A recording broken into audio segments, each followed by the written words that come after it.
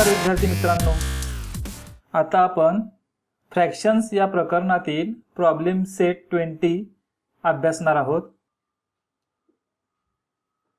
Problem set 20 मध्ये पहिला प्रश्न आहे ॲड, बेरीज करायची आहे। त्यातील पहिले उदाहरण 1/5 प्लस 3/5 हे दोन्ही फ्रॅक्शन पाहिले तर त्यांचा डिनोमिनेटर समान आहे, म्हणून हे लाईक फ्रॅक्शन आहेत। लाईक फ्रॅक्शनची बेरीज करत असताना त्यांच्या फक्त न्यूमरेटरची आपण बेरीज करणार आहोत आणि डिनोमिनेटर 5 तसाच लिहिणार। न्यूमरेटर आहेत 1 आणि 3, त्यांचीच फक्त आपण ॲडिशन करणार आणि डिनोमिनेटर आपण 5 लिहिला। 1 + 3 4 होतात आणि डिनोमिनेटर 5, म्हणून याचं उत्तर येतं 4/5। दुसरं उदाहरण आहे 2/7 प्लस 4/7 हे देखील लाईक फ्रॅक्शन आहेत, त्यामुळे आपण त्यांच्या न्यूमरेटरची बेरीज करणार। 2 + 4/7 न्यूमरेटरची बेरीज येते 6 आणि डिनोमिनेटर 7, याचं उत्तर आहे 6/7। तिसरं उदाहरण 7/12 प्लस 2/12 लाईक फ्रॅक्शन असल्यामुळे इथे देखील आपण न्यूमरेटरची बेरीज करणार। 7 + 2/12 न्यूमरेटरची बेरीज येते 9 आणि डिनोमिनेटर 12, याचं उत्तर 9/12। चौथं उदाहरण पाहूया 2/9 प्लस 7/9 न्यूमरेटरची आपण बेरीज करू।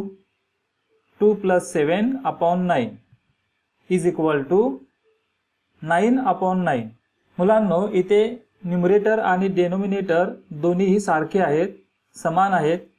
ज्या वेळेला न्यूमरेटर आणि डिनोमिनेटर दोन्ही समान असतात त्यावेळेला त्याचं उत्तर 1 असतं। म्हणजेच आपण 9/9 ला 9 ने डिवाइड केलं। न्यूमरेटर आणि डिनोमिनेटर या दोघांनाही आपण 9 ने डिवाइड केलं की आपल्याला त्याचं उत्तर 1 मिळतं।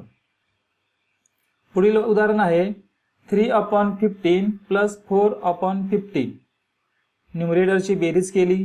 3 + 4/15 = 7/15। सहावं उदाहरण 2/7 प्लस 1/7 प्लस 3/7 इथे 3 फ्रॅक्शन आहेत, त्यांची बेरीज आपल्याला करायची आहे, परंतु तिघांचाही डिनोमिनेटर समान आहे, त्यामुळे हे देखील लाईक फ्रॅक्शन आहेत। न्यूमरेटरची आपण बेरीज करूया।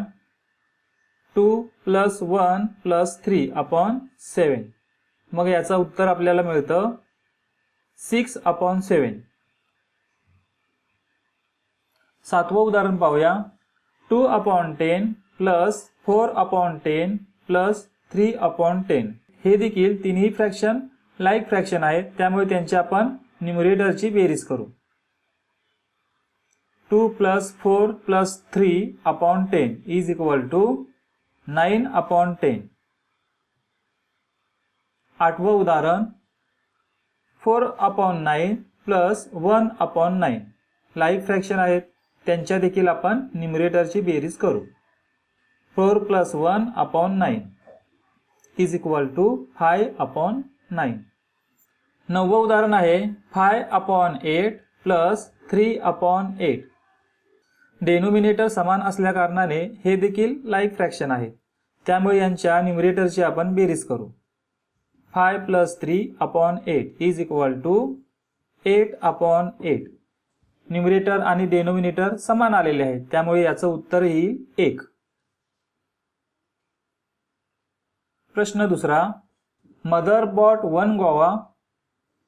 She gave 3/8 part of the guava to Meena and 2/8 part of the guava to Geeta.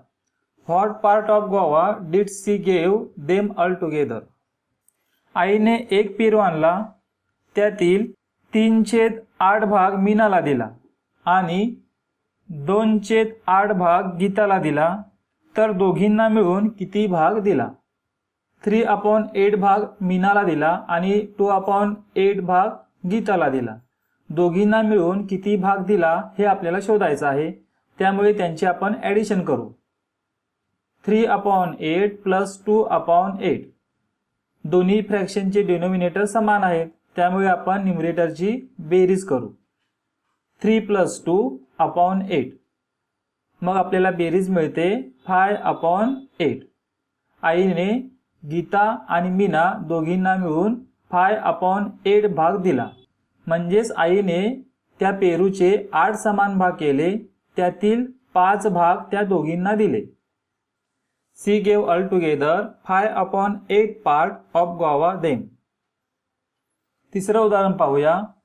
The girls of standard 5 clean 3/4 of a field, while the boys clean 1/4. What part of the field was clean altogether? एका मैदानाचा 3/4 भाग 5वीच्या मुलींनी स्वच्छ केला व 1/4 भाग मुलांनी स्वच्छ केला. तर त्या मैदानाचा एकूण किती भाग स्वच्छ झाला?